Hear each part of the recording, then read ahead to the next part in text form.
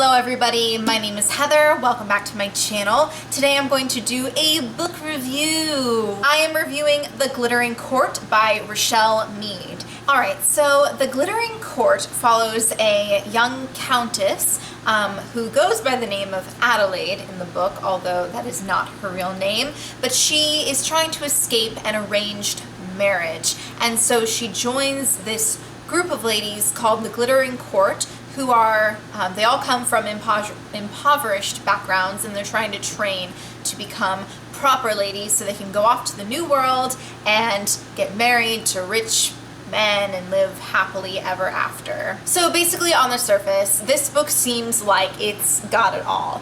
Religious intolerance, sexism, racism, government corruption, but really it seems like the religious intolerance was the only aspect that was really explored in this book. But since this is going to be a series, I hope it's going to be explored a lot more, like the racism aspects, because that's still really prevalent in our country, and obviously the sexism. When you start reading the book, it seems very Victorian England-esque, although it's been described as a fantasy, but it didn't seem like a fantasy. There weren't really any magical elements, but it does take place in a world similar but different than our own. So the Victorian England area is called Osfrid, and then the New World, rather than being what we know as America or the United States, it is called Adoria. And one of the aspects of what is going on in this world is that the Osfridian people are traveling to the New World and basically colonizing, even though there are native people living there called the Ikori. This plot had a lot of twists and turns, some of which were really predictable, but I don't know, I think that's okay sometimes, because you might have a hunch that something is going to happen in a book, but you don't really know how it's going to happen. So now I'm going to delve into some of my characters, and my characters, I'm not Richelle Mead, the characters, and a little bit of my analysis of the characters. So of course the main character is Adelaide, although she actually is taking on that identity that is not her real name, and you don't find out her real name until much later in the story. She is Lady Blank, I don't want to spoil her name, Whitmore, Countess of Rothford. So she comes from a very long line of noble people with very noble blood, and so she's trying to be married off to other noble people to save her family. She's an orphan, she's being raised by her grandmother, and her family is rapidly losing money, so she needs to get married to save her family.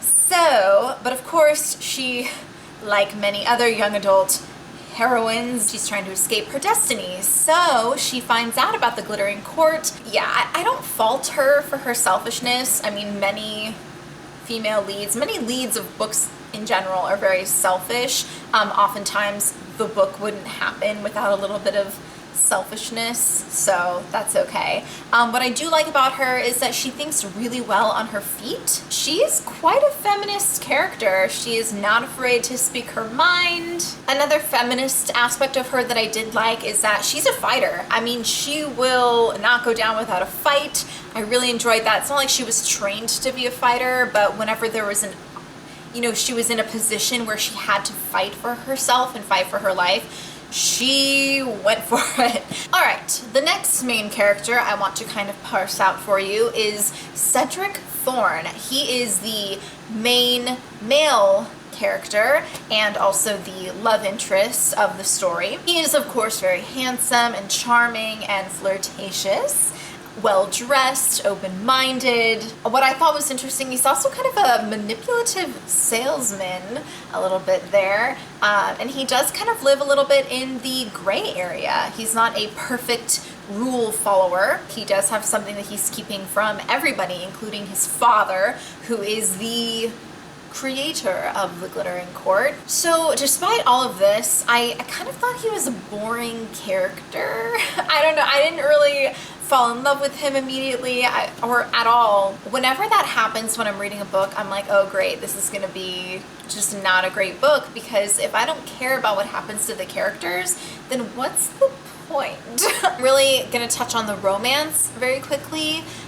It was just okay for me. What I did like is that it was not insta-lovey. Thank God. I did appreciate that they respected each other's opinions and beliefs, and they didn't try to push their own opinions on the other. And the other really important thing is they were both willing to sacrifice for the other person, and they both did make a lot of sacrifices. So the Glittering Court is going to be a series, like I mentioned before, but I honestly thought the plot that happened in this first book was resolved well enough that I don't really think there needs to be a series, honestly. I mean, the series is an opportunity to explore the things I mentioned at the beginning of this review. But in terms of the characters and what's going to happen to the characters, I just don't care enough. There was no cliffhanger. Like, what am I supposed to read the next book for? Let me know if you have read this book. Please let me know what you thought of it in the comments below. So that is it for this review. Give it a thumbs up if you enjoyed it. Please give me some constructive criticism down below on how I can improve my book reviews, because that's what I'm here for. And don't forget to subscribe to me if you want to and you don't want to miss my future book reviews. And other than that, I will see you guys for my next video. Goodbye.